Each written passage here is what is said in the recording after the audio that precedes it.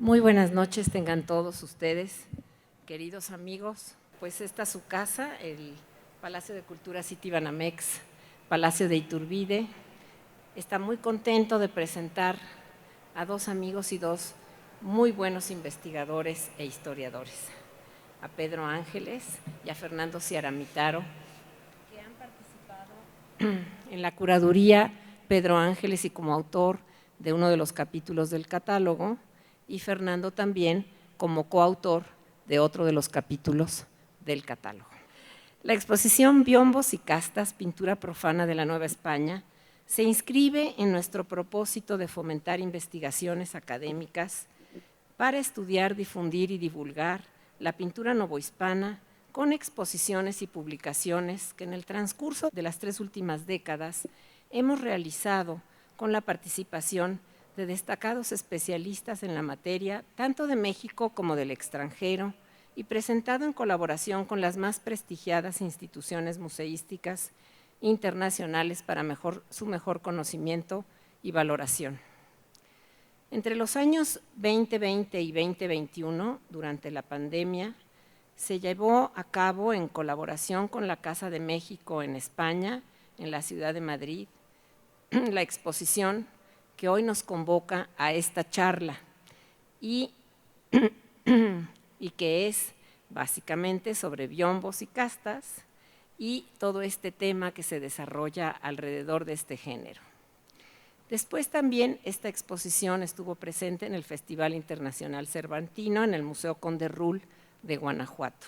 La muestra y nuestra charla del día de hoy habla de dos géneros o tipologías de excepción, o si se quiere, de expresiones plásticas en cuya estilística y temática pictórica se muestran escenas del día a día y la gran riqueza pluricultural de la Nueva España, así como su configuración genética y rica diversidad cultural, en las que también se representan una rica variedad de oficios, usos y costumbres, más allá de los acostumbrados cuadros virreinales de devoción.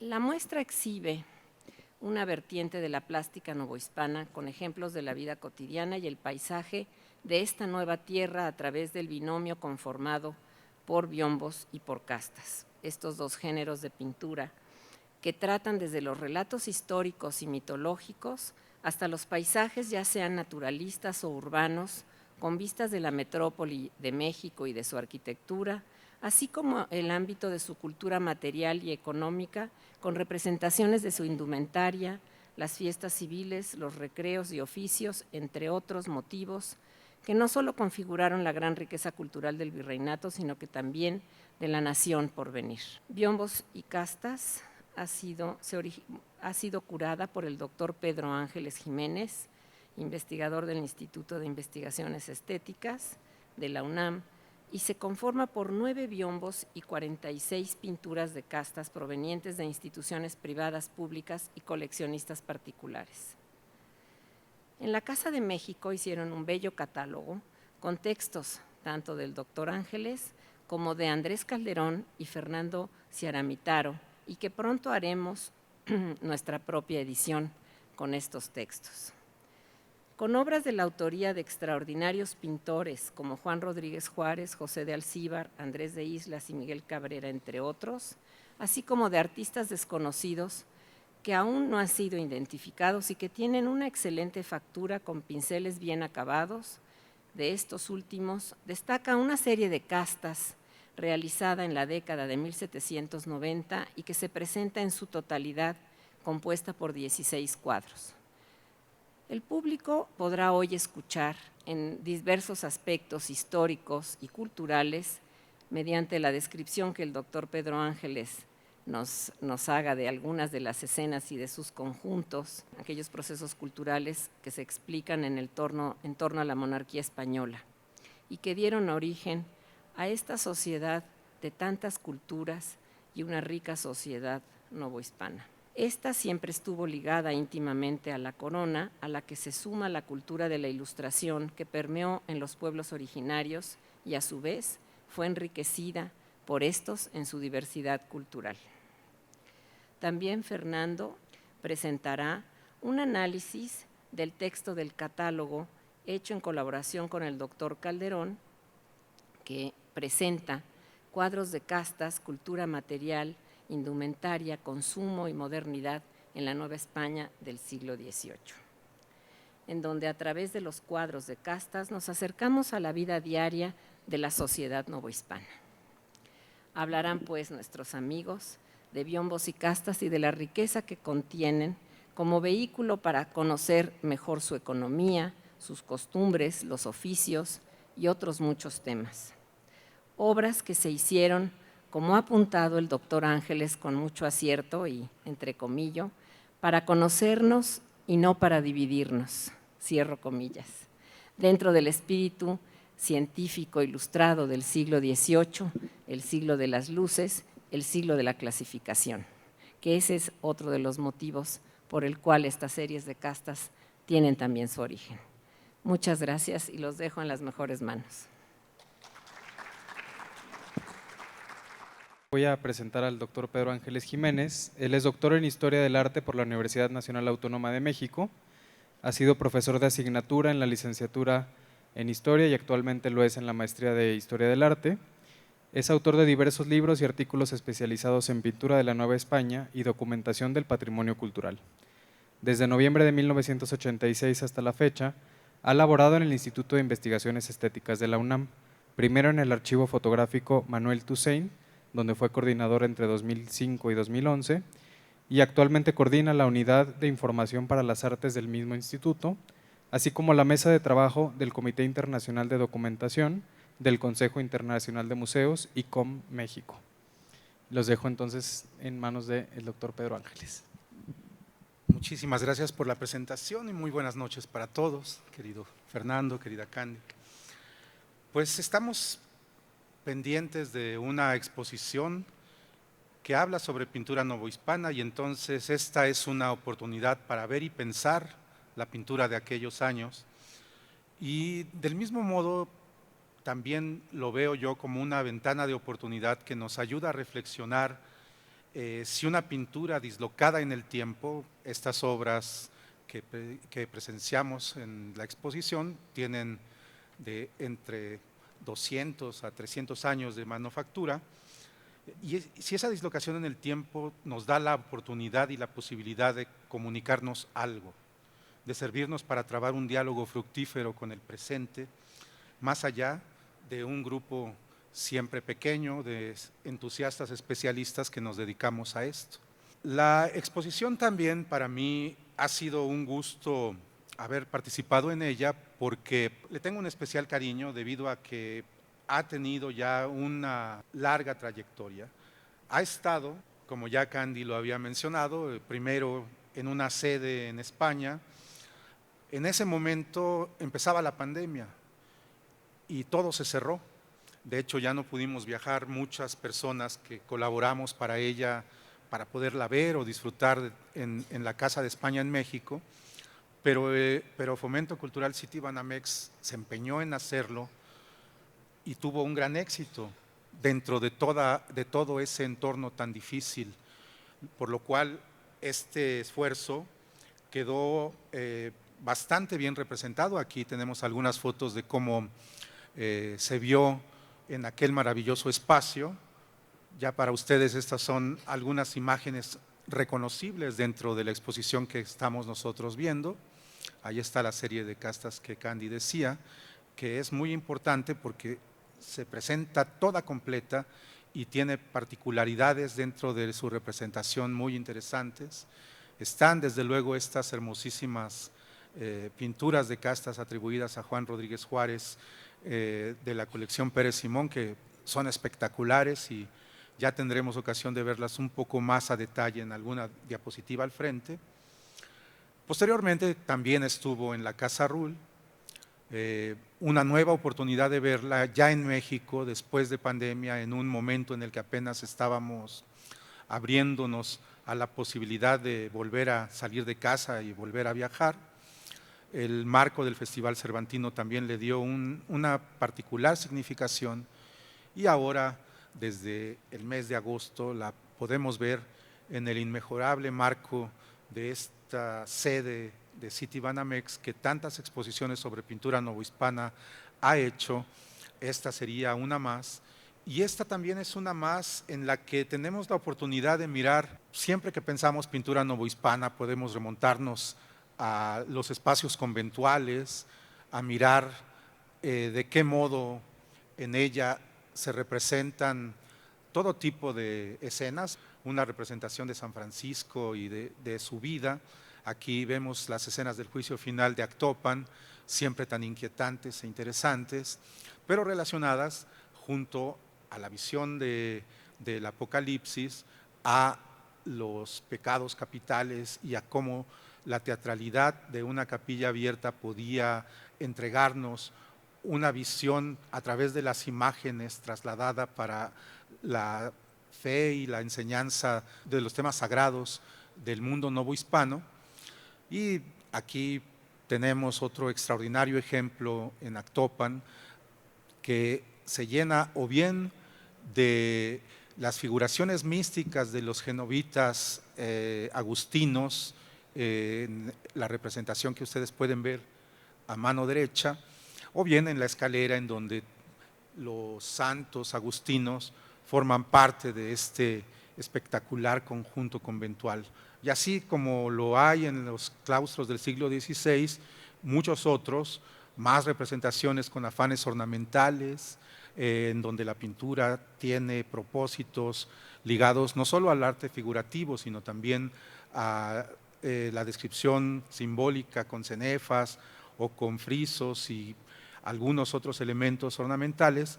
La pintura novohispana a lo largo de la vida del mundo novohispano fue ganando carta de ciudadanía. Aquí tienen ustedes dos hermosas representaciones del siglo XVI, una de Andrés de Concha, la Santana y la Virgen, y otra de Simón Perenz, la Virgen del Perdón, que son muestra de la gran pintura. Aquí vamos a ver mucha de esa gran pintura en unas cuantas láminas.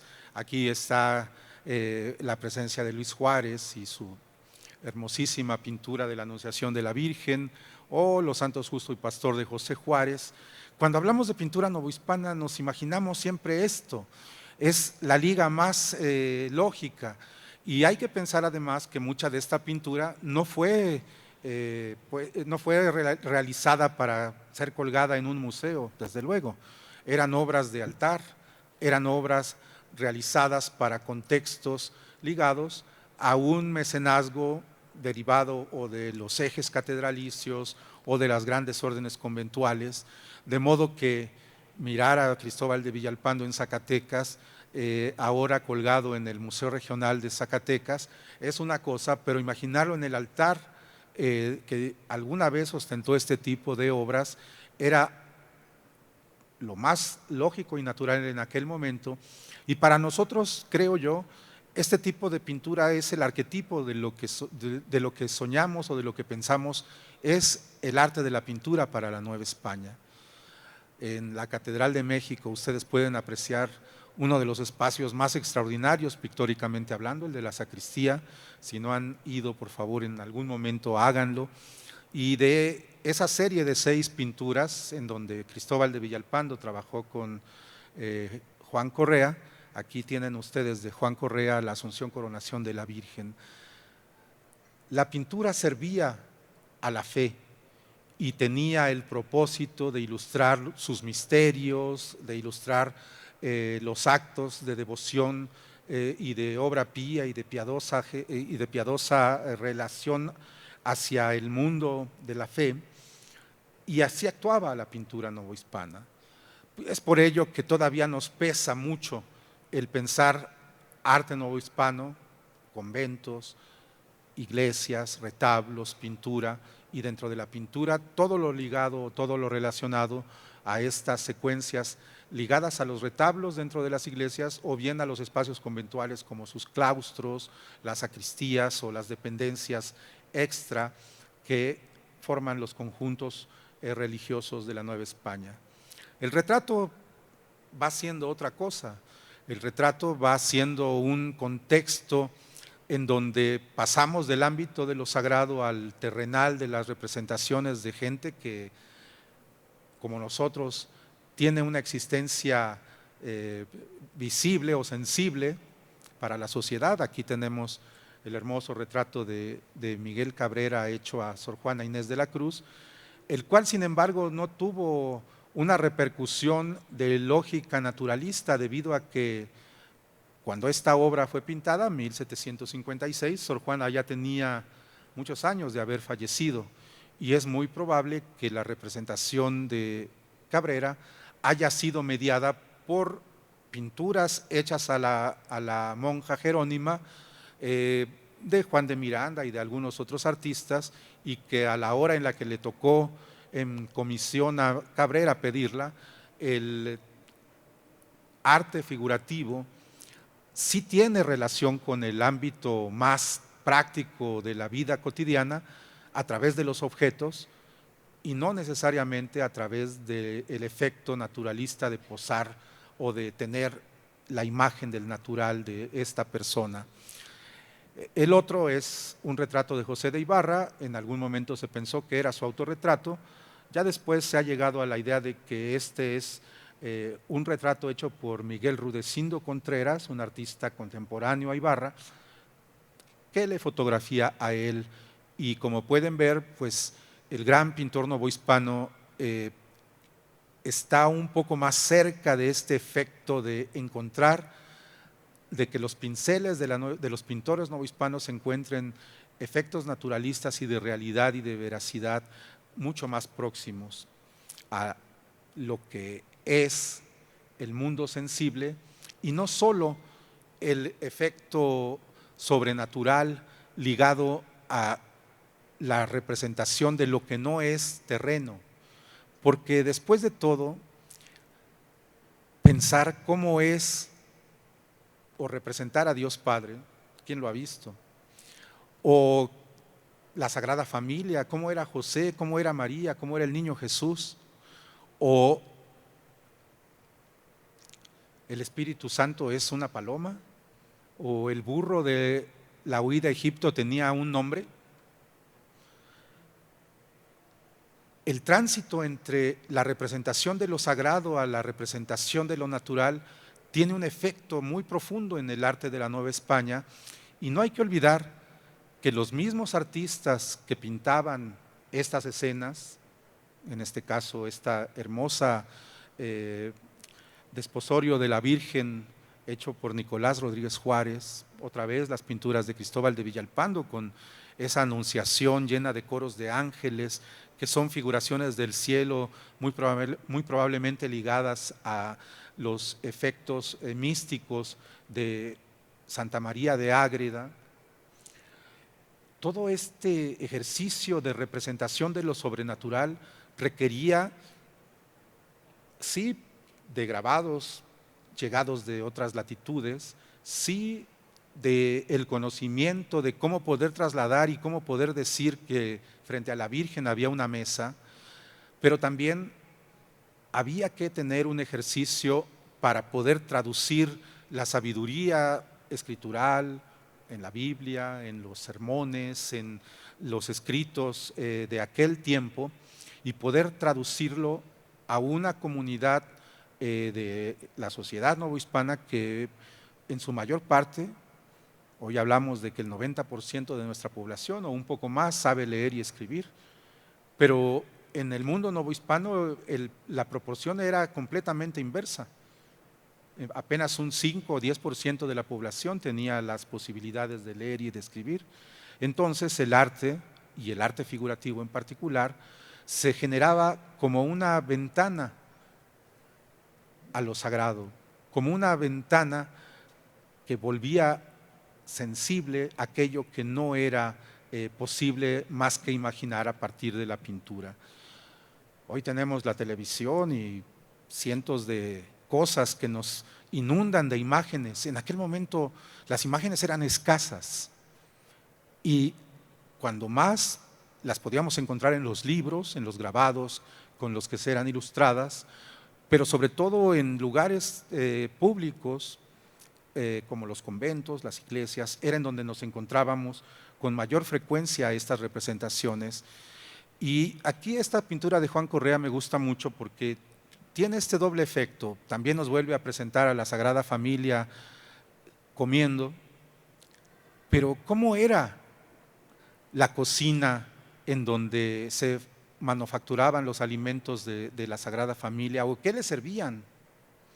Este tipo de pinturas nos ayudan a entender un poco ese ámbito entre cómo la representación de lo común, después de todo Santa Teresa solía escribir en sus memorias, Dios anda en los pucheros. Los pucheros eran sensibles, de ellos se alimentaban, ahí estaba el fuego.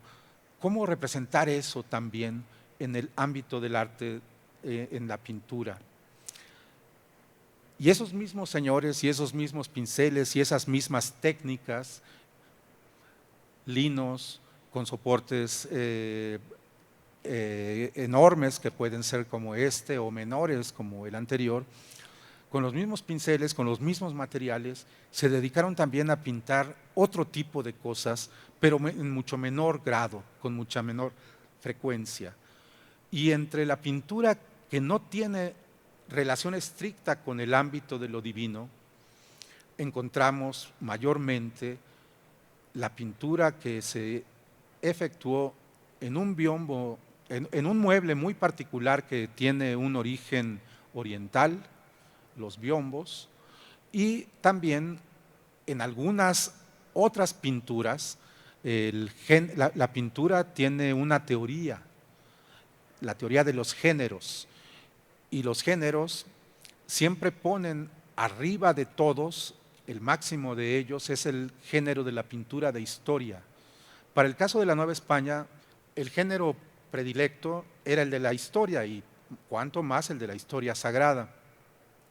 Pero en los biombos encontramos que aquí hubo la oportunidad o bien de retomar esta otra vertiente del arte que inundó en buena parte al arte novohispano y al hispánico o al occidental en términos generales, y que tiene que ver con representaciones derivadas de la tradición clásica grecolatina, y entonces encontramos a Céfiro y Flora o algunos otros elementos ligados al ámbito de la cultura clásica.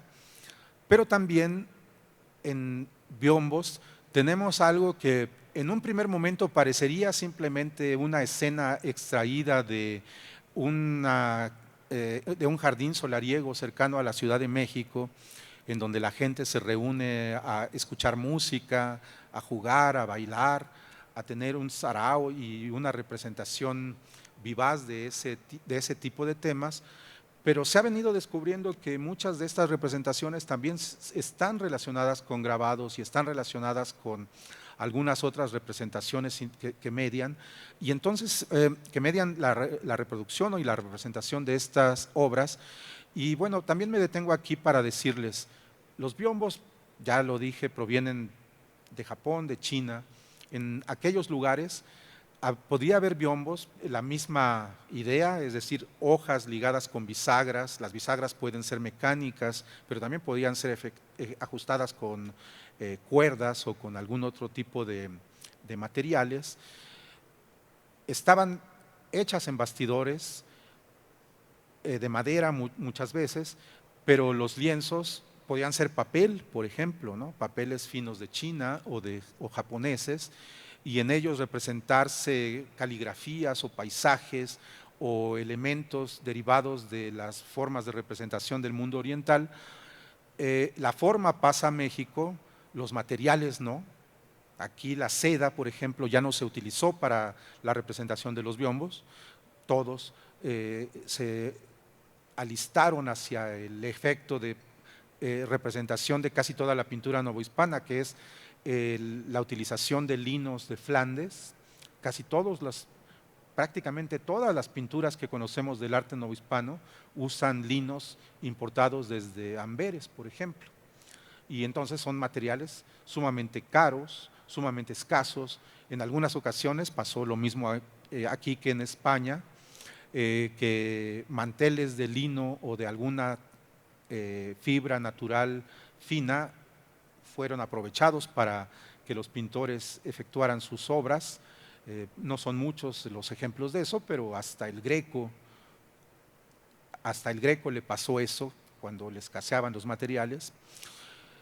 En el caso de la pintura novohispana, tenemos este material, bastidores con tela de lino o bien madera y algunos otros ejemplos.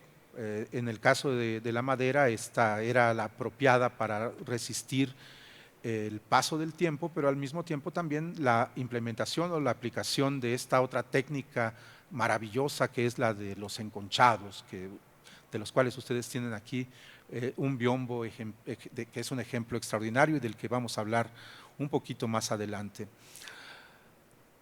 Los biombos sirvieron para representar muchas cosas. Este biombo muy probablemente a ustedes les parezca algo extraño.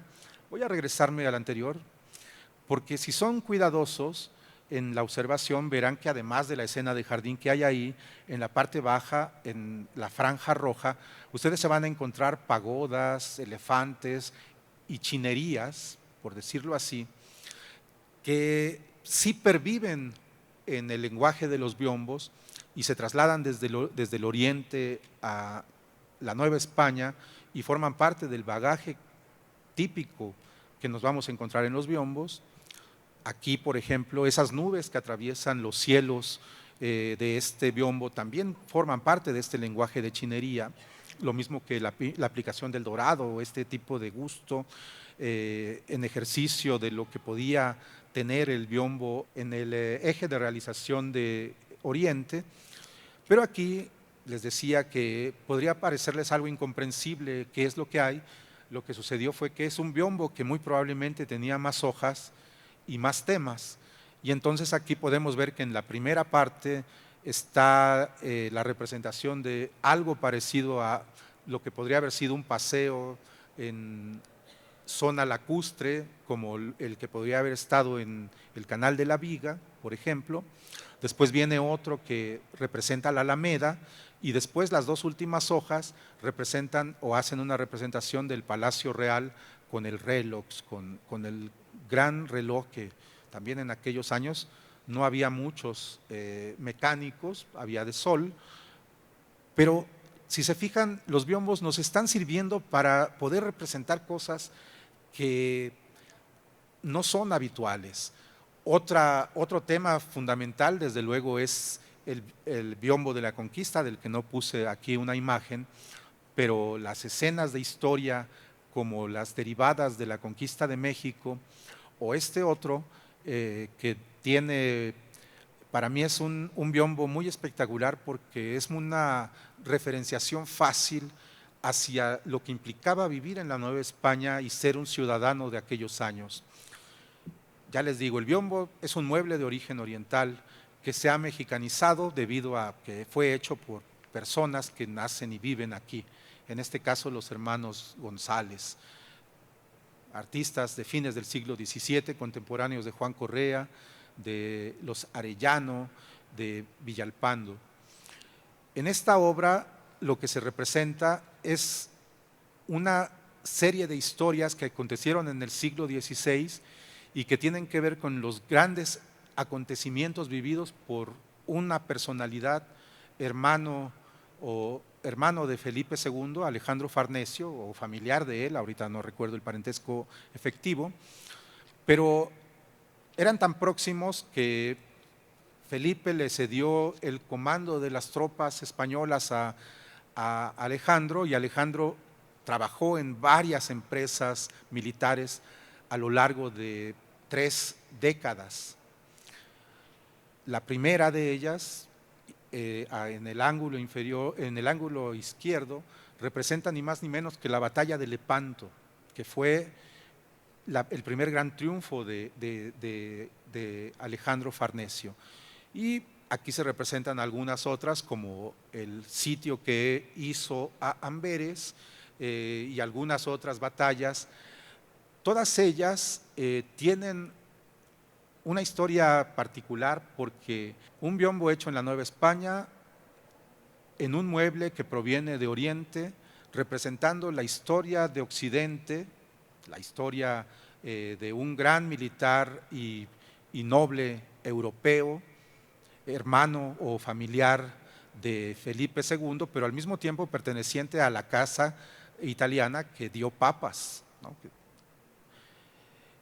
En el siglo XVII, toda la empresa en el siglo XVI, la historia de Alejandro se escribe en latín y queda en manos de los jesuitas, quienes la traducen al español y la publican por el año de 1780 en 3 preciosos volúmenes que son las décadas de la historia de Alejandro Farnesio. Y en ese libro, un artista flamenco, Romayen de Hux, graba escenas preciosas como la que ustedes están viendo ahí, que son la inspiración para que los González, artistas mexicanos, pinten el precioso biombo. ¿Se dan cuenta de cuántos lugares, de cuántos agentes, de cuántos kilómetros, de cuánta... Y pensemos ahora, ¿quién mandó a hacer el biombo? El biombo posiblemente está relacionado con otros biombos enconchados de batallas que se hallan en el Museo Nacional del Virreinato. Allá hay un biombo más sobre el sitio de Viena y otro que ahora mismo no recuerdo. Los de Tepozotlán están emparentados. Tal vez lo hicieron los mismos artistas, pero en el tiempo muy probablemente tenga algunos años de diferencia, de modo que no son 2 comisiones paralelas, son 2 comisiones paralelas o que no tienen relación entre sí más que la que les digo. Entonces, artistas, muebles, Flandes, China, el Hanau de China, Acapulco, Veracruz, Cádiz, el comercio mundial, la globalidad, la esfera del mundo hispánico desplegada en toda su potencia gracias a la representación o a lo que sabemos ver en un extraordinario objeto cultural como el que tenemos acceso gracias a esta exposición, este precioso biombo. La implicación que tiene esto es extraordinaria. Aquí tienen ustedes la escena de la toma de Amberes y esta escena es reconocida por muchos en la historia militar debido a que fue la primera vez en que la ciudad de Amberes derrumbó el puente que comunicaba el puente que comunicaba entre ríos a la ciudad con el continente. Y lo que hizo Alejandro Farnese fue crear un puente con muchos barquitos, con muchas barcas, para que pasara su ejército y pudiera tomar la ciudad. Eso mismo hicieron los ingleses a la hora de la Guerra Mundial, y este sitio y la audacia con la que Farnese ha hecho esta maniobra militar todavía es recordada como uno de los grandes eventos de las guerras militares. Y lo tenemos aquí, ¿no?, en este maravilloso biombo. Los biombos no solo tratan de eso, tratan asuntos que se implican con la emblemática, y ahí tienen una secuencia del buen gobierno en donde mediante los emblemas y su lenguaje poético y figurativo le están diciendo a un rey cómo gobernar mejor a su grey. Y en la banda baja ustedes van a poder apreciar un desfile en donde un rey, no alguien en particular que hayamos descubierto, pero sí un rey que arribaba a Madrid o alguna cosa por el estilo, va en su corte rodeado de militares en un ámbito festivo que nos permite imaginar cómo pudo ser el traslado de un virrey desde Puebla a la Ciudad de México en medio de los vítores y en medio de la salutación de la gente que salía a recibirlo. Este tipo de cosas son las que nos comunican estas obras tan extraordinarias.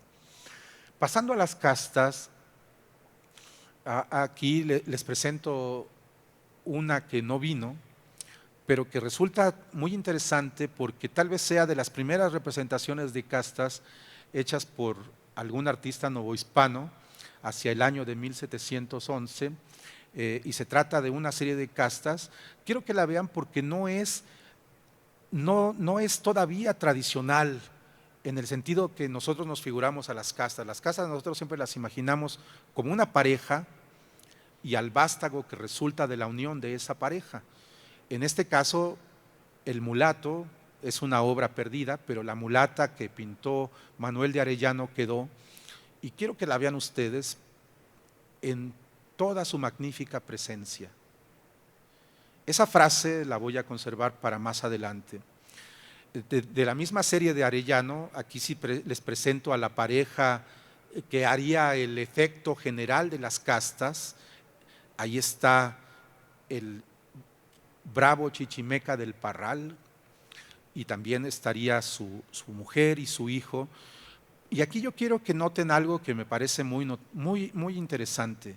Mientras la representación de la hermosa chichimeca del Parral da el aspecto de ser casi una Madonna que sostiene a su niño, al mismo tiempo es un emblema de América, porque está la cotorra, el niño sostiene al maíz, la mujer con estas plumas, hace referencia sí a la chichimeca porque algo se nota de su pintura facial, pero en realidad la obra no tiene una referencia hacia lo natural. En cambio, Gemelli Carreri, a fines del siglo XVII, nos dice que llamaron la atención en el centro de la Ciudad de México la llegada de una embajada del Parral, en la cual indios bravos chichimecas venían pintados el rostro con sus arcos y con sus flechas, y la descripción de Gemelli Carreri parece la de este personaje que nosotros vemos. Entonces aquí jugamos otra vez. Yo supongo que Arellano debió conocer a la embajada de los chichimecas del Parral y que lo representó a él como lo recordaba en aquella parte de la embajada, y que en cambio tomó algún grabado de su repertorio pictórico para hacer la pareja. Y esta es la primera versión de castas que nosotros tenemos. La familia todavía no está representada en una sola pintura, está representada en dos, separada. Y vamos a ver en el caso ya de las obras un poquito más adelante, si las anteriores fueron hechas en el 710, las atribuidas a Juan Rodríguez Juárez estarían pintadas por encima del 1720. Y en este caso ahí tenemos la representación del español y la india que producen al mestizo. Bueno,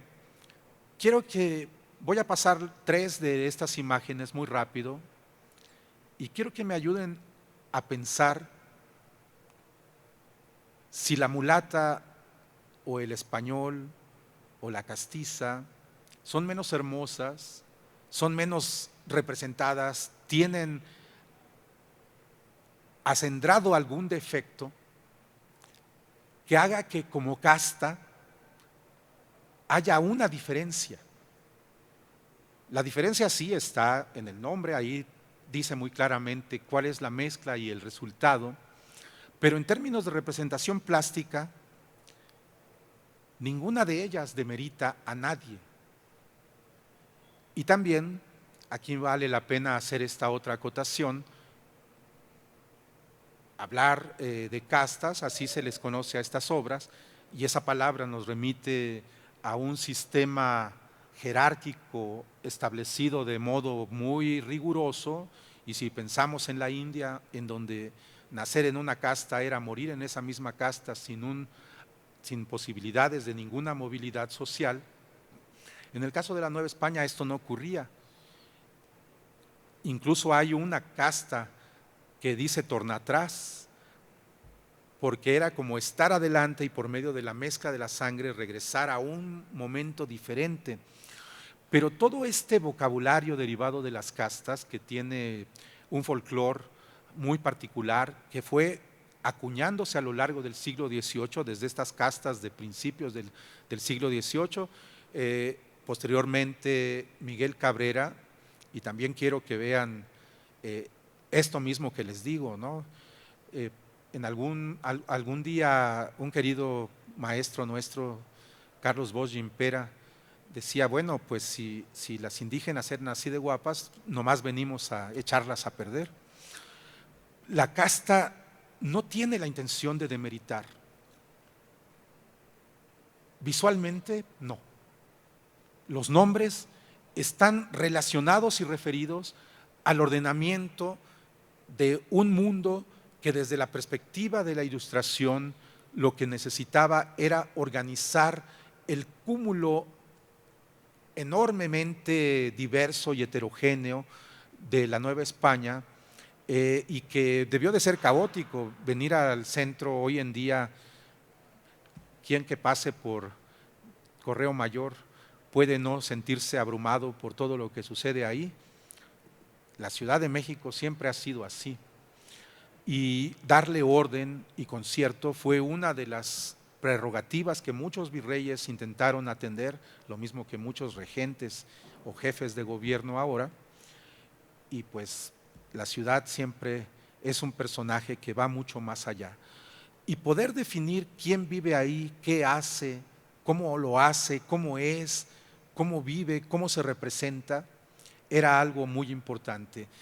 Y desde luego ya no les digo yo de esos collares de hilos de perlas que tiene nuestra indígena, ese vestido tan ostentoso, el cómo su hija toma de la mano una piña que muy probablemente después se llevará a la boca y que representa parte del orgullo criollo de lo que hay en América y en otros lados no, como esos textiles maravillosos de Jilotepec, o en las anteriores castas también eso estaba perfectamente dicho, ¿no? Como la naturaleza que es de aquí, como los aguacates, quien diga palpa, lo sacamos de este lugar,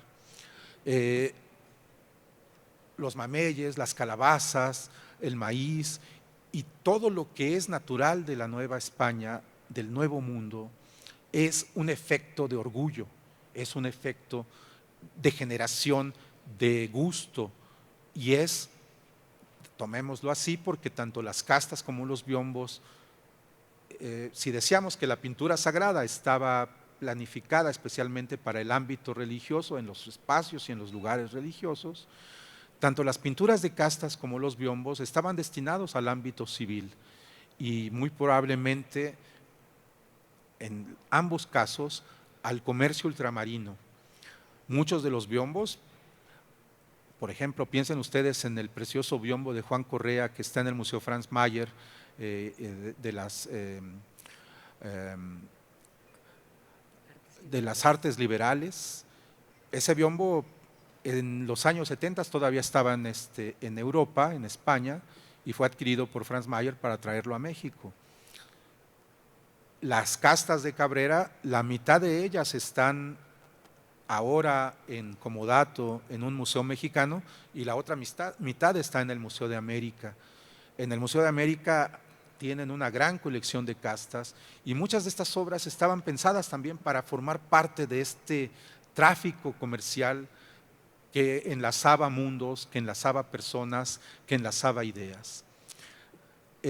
Más adelante en el siglo XVIII, si se fijan, pasamos de representaciones individuales a representaciones en parejas, y ahora a la representación del conjunto de todas las castas en su posible diversidad, generalmente 16, y en ellas ustedes pueden ver ahí los nombres, el folclore, el modo como se refieren, pero incluso en esta serie yo puedo llamarles la atención al que vean si a alguno se le pinta desgarbado, se le pinta como si fuera una caricatura, como si fuera un efecto de burla.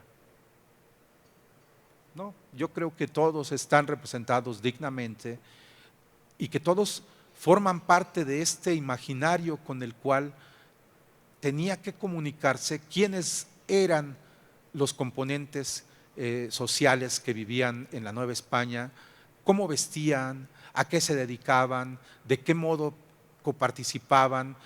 Y en esta obra, bueno, me gusta mucho porque además en la serie de castas que Candy ha dicho está completa y está casi al final de nuestra exposición. También tenemos a la representación, por medio de castas, a una representación sui generis, ¿no? Estamos viendo un taller novohispano de pintor, y ahí el pintor, en la mezcla racial, está siendo el español, la castiza, me parece que es la esposa, está pintando un retrato de una niña, muy probablemente la esposa le está sirviendo solamente de referente para pintar el vestido, y el producto de la unión de estos dos personajes, el niño está aprendiendo dibujo. Más al fondo vemos a una persona que muele colores, pero si se fijan, ¿qué hay en el fondo? Hay paisajes, hay grabados, hay bastidores, hay cuadros, hay marcos vacíos. Es decir, como pocas veces, a través de una casta tenemos la oportunidad de adentrarnos al mundo novohispano como una ventana que de otro modo no nos sería posible. Y lo mismo lo podemos ver en esta obra de castas que en otras, como la preciosa serie de Alcíbar, en donde tenemos aguadores, en donde tenemos, en fin, una gama de representaciones varias de muchos oficios, zapateros, gente que vende textiles, etcétera. La ciudad también forma parte de este otro ente o personaje que podemos advertir en las castas, el día y la noche, las actividades nocturnas, el sereno, etcétera. Y la última, que pertenece a la colección de City Banamex, pero que tampoco hemos podido traer, aunque ustedes la pueden ver en el Museo de San Mateo, de Valparaíso, ahí está. Nos representa otra casta, pero si se fijan, cómo se ha venido diluyendo el tema de las castas. ¿En qué sentido lo digo? Empezábamos a principios del siglo XVII, del siglo XVIII, con los personajes separados, después se juntaron, después se pusieron en una tabla, y después en estas representaciones ya bastante tardías, la anterior, pero sobre todo esta, la pintura de castas, y lo mismo pueden ver ustedes en otra casta más que tenemos aquí abajo, en donde de fondo está el Paseo de la Viga, pues ya lo que vemos son paisajes ligados, en este caso, a la ciudad, y aquí está la Alameda. Esta pintura es hermosa porque nos ilustra cómo fue la Alameda en el siglo XVIII, con la fuente de Neptuno y muchos otros temas de índole clásica, en las rotondas que estaban y que fueron sustituidas después por fuentes de tipo francés, de las cuales hoy día tenemos algo de herencia de ellas, pero ahí está la Alameda cercada, hoy en día no lo está. Vemos en el lado de Juárez, o de la avenida Juárez, las capillitas que formaban un paseo. Al fondo está San Diego, que hoy en día ya está muy, muy oscurecido, y entonces las castas nos comunican muchas otras cosas diferentes de lo que de ninguna otra manera podríamos ver respecto a la vida novohispana y respecto a aquella sociedad. Muchas gracias. Ahora presento al doctor Fernando Ciaramitaro. Él es, como había comentado, es profesor e investigador de la Universidad Autónoma de la Ciudad de México e investigador asociado en el Centro de Estudios Históricos en la Universidad Bernardo O'Higgins en Chile. Tiene estudios postdoctorales en Historia en el Colegio de México y doctorado en Historia en la Universidad de Catania en Italia. Es profesor visitante y contratado en algunos centros académicos europeos y americanos, por mencionar algunos: la Universidad de Valencia, la Pontificia Universidad Católica del Perú, la Universidad de Sevilla, la Universidad de Chicago, entre muchas otras. También es miembro de seminarios, grupos y asociaciones de investigación. Mencionaré algunos: Latin American Studies Association, la Red Columnaria, el Seminario Interinstitucional de Historia Académica del Colmex, la Universidad Nacional Autónoma de México y el Instituto Mora. Como ponente ha participado en más de 200 congresos, coloquios, seminarios, presentaciones de libros, y ha publicado 3 monografías como autor, y como coautor también con 6 libros colectivos o ediciones científicas, y más de 30 artículos en revistas científicas, capítulos de libros en varios autores, reseñas y diccionarios especializados. Yo también me sumo a las gracias del colega Pedro Ángeles por este gran proyecto artístico, académico, y por supuesto doy las gracias a él como coautor también del catálogo, y a Andrés Calderón, que no pudo estar aquí con nosotros hoy en día. Y desde luego quiero dar las gracias también a Citibanamex, a Candy en particular, por su gran esfuerzo de organización, y a su equipo que es tan presente, tan comprometido en estos proyectos artísticos muy relevantes a los dos lados del charco. El trabajo que hemos presentado, y aquí está el catálogo que se ha citado, que lastimosamente ya no tenemos ejemplares, pero como decíamos, habrá una nueva edición, esperemos cuanto antes. Es un proyecto que intenta vincular, ¿no?, desde otras perspectivas metodológicas y enfoque la historia del arte, la iconografía, con la historia económica y la historia social.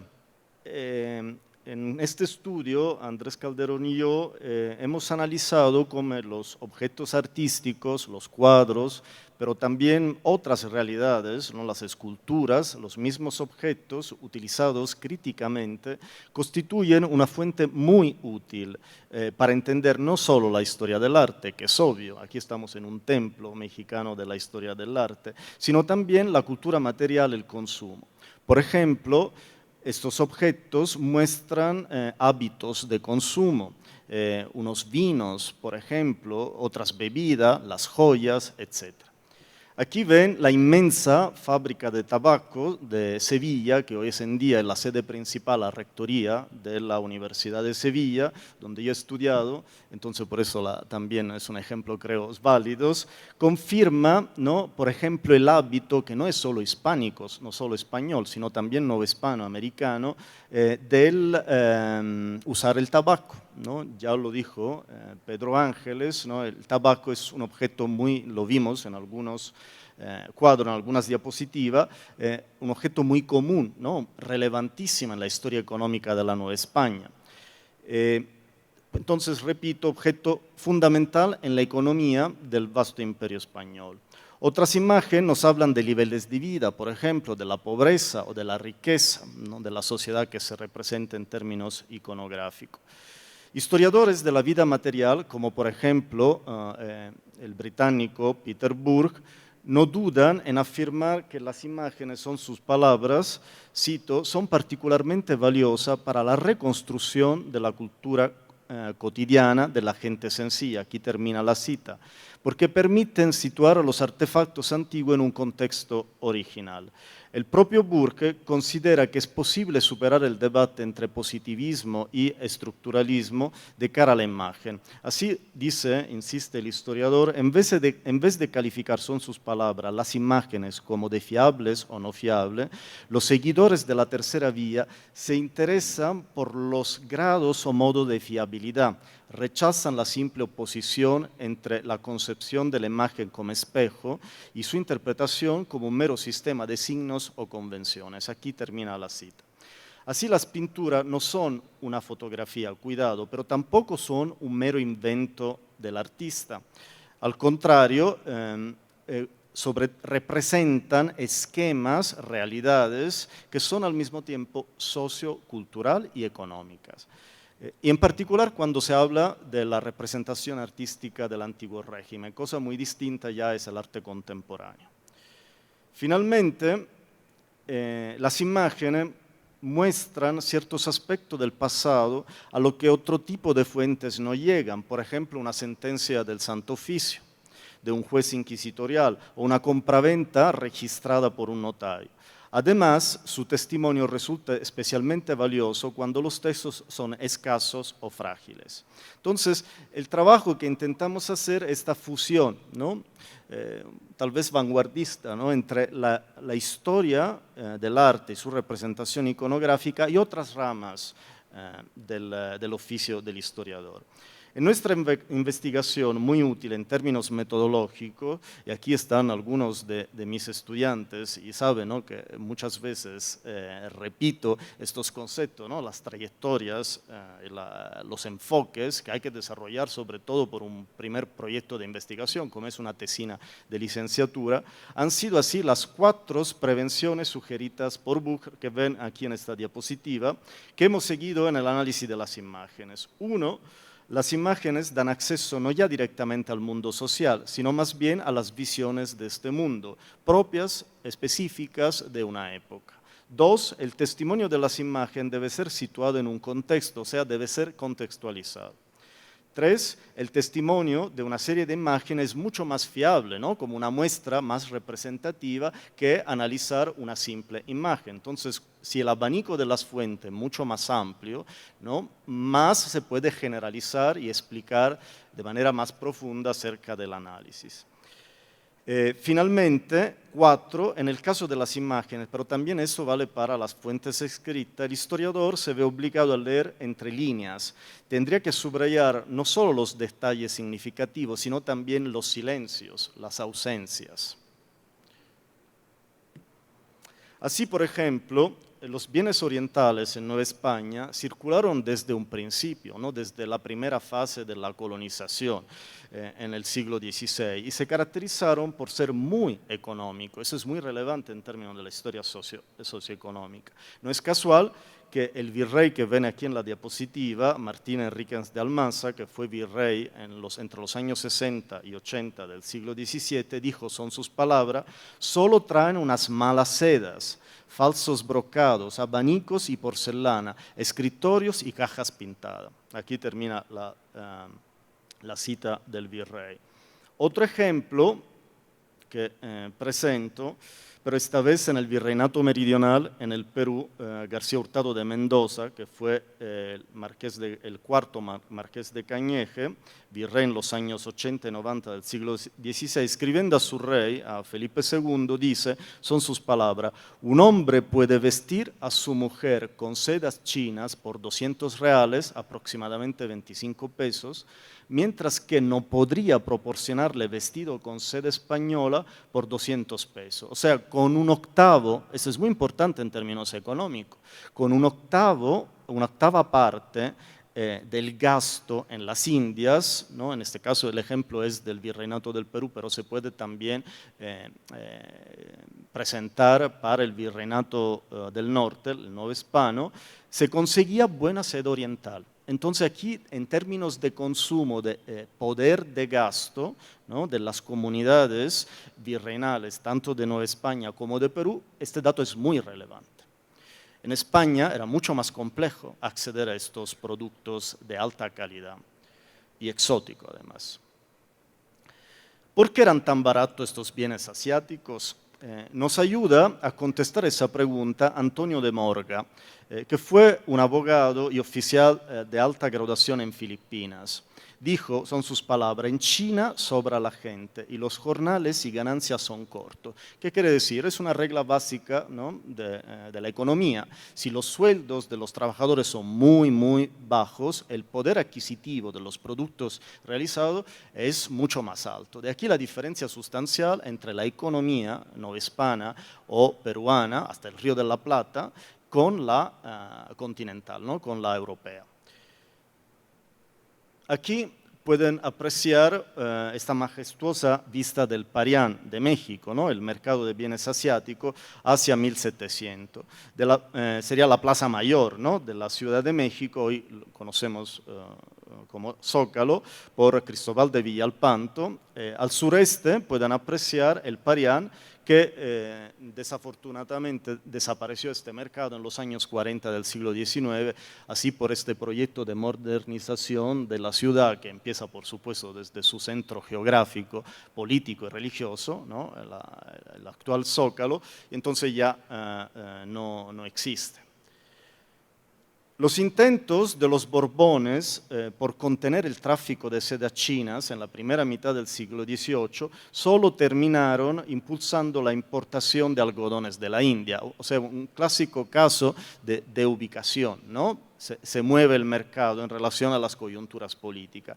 El marqués de Valero, que ven allí en la diapositiva, virrey de Nueva España entre 1716 y el 22, se quejaba y decía que para los naturales de Nueva España era normal emplear un vestuario de ropa de China. Dice, son sus palabras, por lo acomodado de su precio y no poderlo hacer con las de España por ser más subido, sin que de faltarle aquella se siga en el que gasten esta. Otra vez aquí un detalle del Parián con la pintura anterior y algunos interesantes detalles que podemos ver y comentar juntos, ¿no? Unas medias orientales y allí a la derecha lo ve unas exquisitas sillas laqueadas, muy elegante, ¿no? La conocida pintura es de Nicolás Enrique, que pertenece a la colección Banamex. Aquí ven un óleo que pueden apreciar, por supuesto, en la exposición de José de Alcíbar, de Española e India, nace mestiza, de 1778, y nos sirve para subrayar la importancia también del mercado de segunda mano, ¿no? Es una realidad económica también que va a medida como amplificador del consumo, y aquí ven a un vendedor de telas del lado derecho, muy probablemente de segunda mano, que va buscando a qué vender sus productos. Thomas Gage, un fraile dominico inglés que después se convirtió en un feroz predicador anglicano, un hereje, vivió en la Nueva España, en Guatemala, entre 1625 y el 37. Sobre las mulatas me interesa lo que escribió, y voy a citarlo. El vestido y atavío de las negras y mulatas es tan lascivo y sus ademanes y donaire tan embelezadores que hay muchos españoles que por ellas dejan a sus mujeres. Llevan de ordinario una saya de seda o de india finísima, recamada de randas de oro y plata, con un moño de cinta de color, subido con suflejos de oro y con caídas que le bajan por detrás y por delante hasta el ribete de la basquiña. Dice luego que el tocado de sus cabellos es una escofieta de infinitas labores, y sobre la escofieta se pone una redecilla de seda atada con una hermosa cinta de oro, de plata o de seda, que cruza por encima de la frente, y en la cual se leen algunas letras bordadas que dicen versos o cualquier pensamiento de amor. Finalmente, no lo voy a leer todo, sus zapatos son muy altos y con muchas suelas, guarnecidas por fuera de un borde de plata, clavado con tachuelitas del mismo metal, que tienen la cabeza muy ancha. La mayor parte de estas mozas son esclavas, lo han sido antes, y el amor le ha dado la libertad para encadenar las almas y sujetarla al yugo del pecado y del demonio. Entonces, estas consideraciones encajan perfectamente además con la imagen que Pedro Ángeles ha comentado en su magnífica exposición, ¿no? Aquí vuelvo a repetirme, esta descripción nos dice muchísimo, ¿no?, sobre los atuendos, los calzares, la ropa y la elegancia también de ex esclava que de alguna manera con sus instrumentos de seducción más o menos explícito o de estrategia, simple estrategia sociocultural, lograron subir de manera relevantes escalones en la jerarquía de la sociedad novohispana. Estos hechos demuestran una efectiva movilidad social, ¿no?, también de ascensión, mucho más fuerte que en la Europa católica, por ejemplo en Sicilia, ¿no?, en Nápoles o por supuesto en la misma península ibérica. 80 años antes, después, y a pesar del cambio en la moda, este cuadro, que ya se ha citado de Manuel de Arellano, de una mulata, parece confirmar la imagen literaria que nos ha dejado el inglés Thomas Gage, visitando la Nueva España. Vemos esta tela muy bella que parece ser seda oriental. Entonces, ya podemos decir que efectivamente, ¿no?, consumo y bienes asiáticos son una característica específica de la historia social, de la historia socioeconómica, que podemos leer e interpretar a través de la pintura de casta. De aquí el reto historiográfico, vincular, ¿no?, estas disciplinas. La cuestión de la revolución del consumo en Nueva España es muy importante. El análisis de la totalidad de los legajos del notario Juan de Cartagena de Valdivia, activo en la Ciudad de México entre 1656 y el 71, muestra que para entonces los bienes orientales se encontraban en muchas casas de la Nueva España. también eran comunes los bienes producidos en Nueva España, que pero imitaban a los productos asiáticos, sobre todo muebles, ¿no? Era muy complicado en el siglo XVII o en el XVIII llevar en el galeón de Manila, ¿no?, la conexión directa entre Asia y el puerto de Acapulco, objetos muy grandes, ¿no?, muy pesados, como los muebles. Entonces, habla, por supuesto, esta condición de la difusión del gusto por lo asiático. De los 20 instrumentos que hemos encontrado, Andrés Calderón y yo, con listas de bienes, por ejemplo, en testamentos, en codicillos, inventarios comerciales y cartas, dotes, etc., 16, o sea, el 80%, tienen productos orientales o su imitación. 12 tienen bienes orientales, 8 tienen bienes sustitutivos. Aquí, en este cuadro, que pueden ver, ¿no?, un poco de análisis cuantitativo, todos los datos, hemos juntado todos los datos cuantitativos, ¿no? Ven del lado izquierdo los bienes orientales, ¿no?, que en total son 26, hay un abanico, ¿no?, ropa de mesa, ropa de camas, por supuesto, ¿no?, y la absoluta mayoría pues son textiles, ¿no?, como era de esperárselo, ¿no?, ropa de cama, ropa y ropa de mesa. Y luego los bienes sustitutos que repiten modelos estéticos orientales que sin embargo son productos de la Nueva España, son 17, entre ellos por ejemplo una cama o una caja. Los datos, además, estos datos, es muy interesante, coinciden con lo que señaló Jean de Mességuer, un capitán francés medio siglo después. En 1707, de 4 millones de pesos comerciados con el Oriente, 3 millones correspondían textiles. Entonces hay esta correspondencia, ¿no?, también en este cuadro, en términos de porcentaje, acerca del valor, ¿no?, de los objetos. Curiosamente, el ajuar más opulento no tenía bienes orientales. Si miramos esto a la luz de lo señalado por Mességuer, los bienes orientales irían dirigidos a un público no tan pudiente, pues fungían en su mayoría como sustituto de los productos europeos similares que eran más caros. Los bienes orientales o su sustituto no estaban limitados a la Ciudad de México. Por ejemplo, las fuentes que hemos consultado nos dicen que se encontraban en todo el virreinato. En particular, para este caso, que presentamos en la villa de Carrión, en Atlisco, cercana de Puebla, en casa de un labrador, quien poseía un escritorio de Michoacán pequeño y otros objetos, o en la casa de un vecino del Real de Minas de Taxco, al sur de México, en el camino de Acapulco. Así, para el género de los cuadros de casta hay dos tipos de pintura. Las de grandes maestros, que ya han sido citadas, de Arellano, Rodríguez Juárez, etc., y las de artistas menores. Las primeras fueron producidas en su mayoría antes de 1765, mientras que la segunda proliferaron después de esta fecha. Entre las pinturas de los grandes pintores existen desde luego modelos arquetipos, que arrancan con la serie más temprana, la de Arellano, que ya ha sido citada en 1711. Asimismo, algunas series de casta fueron encargadas por oficiales reales que volvían a España. Tal fue el caso, por ejemplo, del tercer duque de Linares, el virrey de Nueva España, entre 1711 y 1716, que solicitó una serie a Juan Rodríguez Juárez, y que dio origen al modelo arquetípico de padre, madres e hijos. Aquí, por ejemplo, este modelo de que estamos hablando, que no está en la exposición, pero pues la investigación va creciendo y entonces le presentamos también esta realidad. La primera es para el modelo que representa con las tres figuras, ¿no?, padre, madre e hijo, podría ser también una hija. A nosotros nos sirvió también para interceptar objetos, bienes, cosas y atribuirle el origen. En este primer caso, pues objetos tanto orientales como novohispanos, pueden apreciar las vajillas.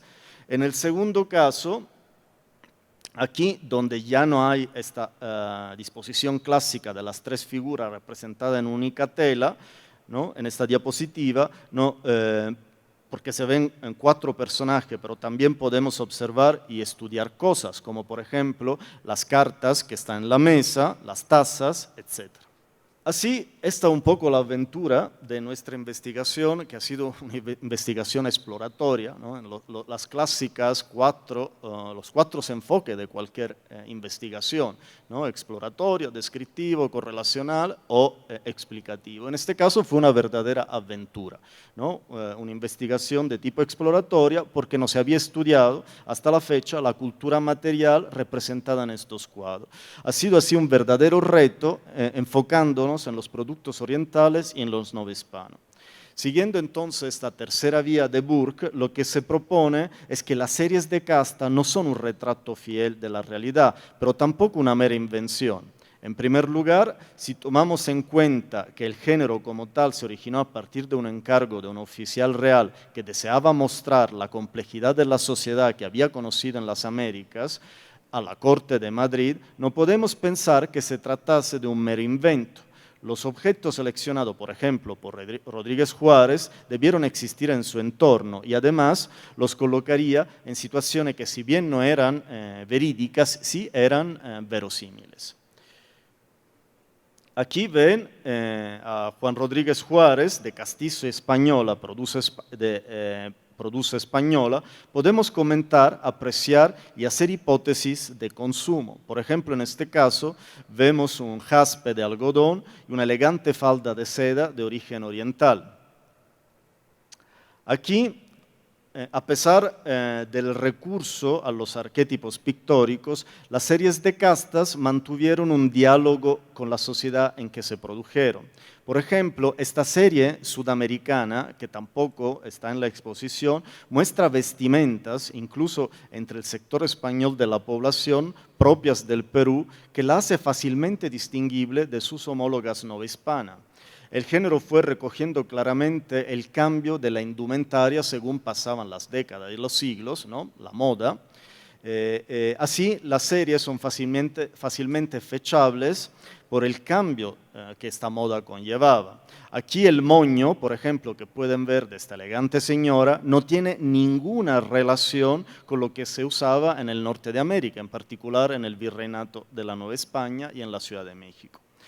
En esta otra muy interesante pintura, vemos aquí en este anónimo novohispano de finales del siglo XVIII un tapete claramente de Oriente Medio y pues no sabemos cómo haya llegado este objeto a la Nueva España, pero también ven una niña que luce la moda directorio que nos permite fechar el cuadro a finales del siglo XVIII. Más allá de todo eso, en Nueva España, como ya se ha señalado muchas veces y con numerosos ejemplos en la historiografía, a partir de la serie de Cabrera de 1763 se comenzaron a mostrar las diferencias sociales y no solo las raciales. Aquí ven, por ejemplo, de Mestizo y de India Coyote, en donde un verdulero a la izquierda, representado con su familia, lleva ropas que son en realidad pedazos de tela rota, viejas y sucias. Ya hay una verdadera representación también socioeconómica de estos hombres y estas mujeres. Además, mientras que las castas de la primera mitad del siglo XVIII muestran los personajes en actitudes contemplativas, ¿no? Miren aquí en este Juan Rodríguez Juárez, los tres sujetos, incluido el niño, parecen sacados de una representación iconográfica de tipo religioso, mientras que retratan una simple escena de vida cotidiana en donde se ven muy probablemente listones chinos que ahí están indicados en la diapositiva. En las series pintadas después de 1765, la mayoría de los personajes desempeñan una labor, como en esta pintura de José de Páez, muy interesante, lo cual da la idea de la difusión ya del pensamiento de la Ilustración, el siglo de las luces, de las personas como seres útiles a la sociedad porque son productivos por el desarrollo que realizan en la economía de la provincia o por la función social que tenían las mujeres en la familia. Aunque algunas castas son también, eso hay que recordarlo, representadas más bien en su voluptuosidad. Aquí hay un detalle de la anterior imagen, en este fragmento observamos, por ejemplo, a una mujer negra preparando chocolate, ¿no? Una actividad eminentemente femenina en aquella época. Hoy las cosas han cambiado, por suerte.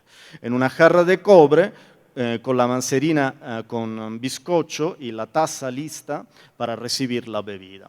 En la repisa se entremezcla la loza blanca azul con platos de barro. Aquí vamos a ver otras series de imágenes.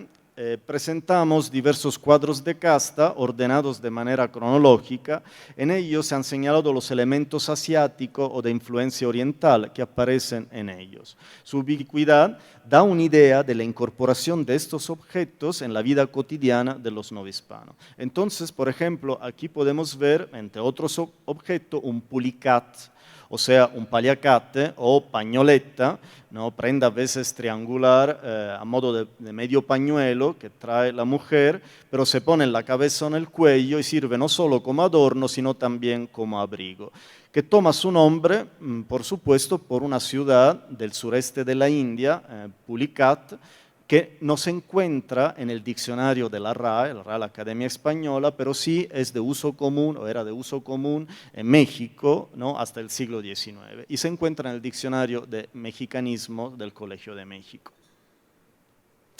Esta pintura es muy interesante porque demuestra cómo el mestizaje trasciende a las razas. El padre está vestido a la europea, a la izquierda, la madre a la derecha, a la indígena, y la hija lleva un huipil indígena, pero una falda de algodón pintado o de origen probablemente oriental. Entonces aquí todos los elementos también se mezclan a través del ropaje. Aquí una mujer que lleva un paliacate en la cabeza y una falda de algodón pintado. En esta pintura de artista poblano, Barrueco, vemos, por ejemplo, unas medias de seda, ahí a la izquierda, ¿no? Que están muy probablemente a la venta. Aquí vemos un zapatero y su mujer que lleva una falda de algodón pintado, muy probablemente oriental. Entonces se entiende que en este caso el negocio de los zapatos era muy bueno porque la familia podía permitirse también ropaje de seda. De esta, de indio y negra, chino cambujo, podemos apreciar una famosa bebida. La ven allí indicada con la flecha, el pulque, pero también una falda de algodón pintado. Esta era la bebida por excelencia en la zona central de la Nueva España. Esta es una de mis preferidas de la exposición que ya vimos, ¿no? De Miguel Cabrera, de 1763, de Español y de India Mesticia, que pertenece a una colección particular. La niña lleva una falda de algodón indígena de Jilotepec. Y en estas imágenes, las dos que siguen, pinturas de Cabrera, 1763, esta de Español y Negra Mulata, y la que sigue, de Español y Mulata Morisca, vemos unas faldas de algodón pintado. En esta pintura vemos un lindo rebozo primavera, ¿no? Allí lo indica la flecha, de muchos colores, artesanía textil de alta calidad de Nueva España, pero con clara influencia oriental. Aquí el español, ¿no? En esta pintura de casta, lleva un bañán de origen oriental. Bañano, en lengua castellana, significa comerciante de la India, que por lo común era sin residencia fija. Y así se indica también este ropaje que se ve en este magnífico cuadro, sin duda alguna muy exótico. Pueden ver también cómo el hijo ofrece al padre tabaco, mientras que la madre prepara chocolate. Entonces aquí hay ya dos objetos típicos, ¿no? Del comercio novohispano, no solo del consumo. En esta imagen de Buenaventura José Gil de 1775, de Español e India, Nasta Mestiza, que también pertenece a una colección particular, vemos a un vendedor ambulante de medias y listones que seguramente surtía su cajoncillo con los géneros más baratos provenientes de China. Es muy interesante lo que dice Moseguer, este viajero que ya he citado, en relación con las medias. Dice, son sus palabras, desde hace solo 2 años, 1695, se han introducido en gran cantidad, antes no se había visto llegar. Miren este caso, en esta imagen de José de Páez, de Alborazado y Mulata Barcina, colección particular, se ve una tela, claro, la imagen es en blanco y negro, entonces no rinde como tendría que ser, de la falda de algodón pintado que muestra una pagoda, que ya vimos también en la presentación del profesor Pedro Ángeles, ¿no? Típica chineserie. Además, la representación escénica muestra un expendio de pulque, repito, la bebida de mayor consumo en la Nueva España. Del pintor barcelonés Francisco Clapera, que fue activo tanto en el Virreinato de la Nueva España como en el Perú, de mulato español a morisco, que se encuentra en un museo de Estados Unidos, queremos subrayar, como ya se advierte, un cambio en el gusto. Repito, estamos a finales del siglo XVIII y en este algodón pintado de la mujer se observa ya una influencia por el gusto de Francia. Finalmente, para concluir, hemos subrayado 7 puntos que quiero comentar con ustedes. El Imperio Español experimentó una temprana revolución del consumo que anticipa la que tuvo lugar después en la Europa noroccidental. La disponibilidad de plata fue el motor que permitió a las Indias relacionarse con el resto del mundo. Pero sus efectos económicos no tuvieron el mismo peso en términos de desarrollo preindustrial o industrial de lo que se dieron en el Reino Unido o en Bélgica y Holanda, por ejemplo, en el siglo XIX. La orientalización del consumo y la producción manufacturera, más o menos artesanal, llegaron más lejos en Nueva España que en España, no solo a causa de su contacto directo y menor distancia respecto a Asia, sino porque algunos de los nuevos bienes se producían ya desde la época prehispánica en América o fueron producidos, tabaco y azúcar, por ejemplo, más tarde en mayor medida en Nueva España o importados de otras partes de la América española, como por ejemplo el cacao. Lo novedoso de las sociedades virreinales que fueron precursoras en ofrecer a casi cualquiera de sus miembros oportunidades de mejora social. Vimos el caso, por ejemplo, de la mulata, citada por un viajero en la Nueva España, probablemente más por necesidad que por voluntad individual. Los protagonistas no fueron solamente indios y españoles, hay que recordar también a los descendientes de africanos que trabajaban en una amplia gama de oficios, muchos de ellos del sector, por ejemplo, medio. El consumo de textiles y bienes asiáticos baratos permitía a los estratos medios, incluso populares, emular los mismos patrones estéticos, ¿no?, de la moda de consumo de los sectores más ricos y con ello obtener cierto reconocimiento social. Finalmente, esta intrépida realidad se dio en un contexto barroco, realidad ninguneada a partir de la filosofía de la Ilustración, que si bien abrió anchos caminos al desarrollo humano, también canceló otras experiencias de vida que fueron de alguna manera innovadoras. Muchas gracias.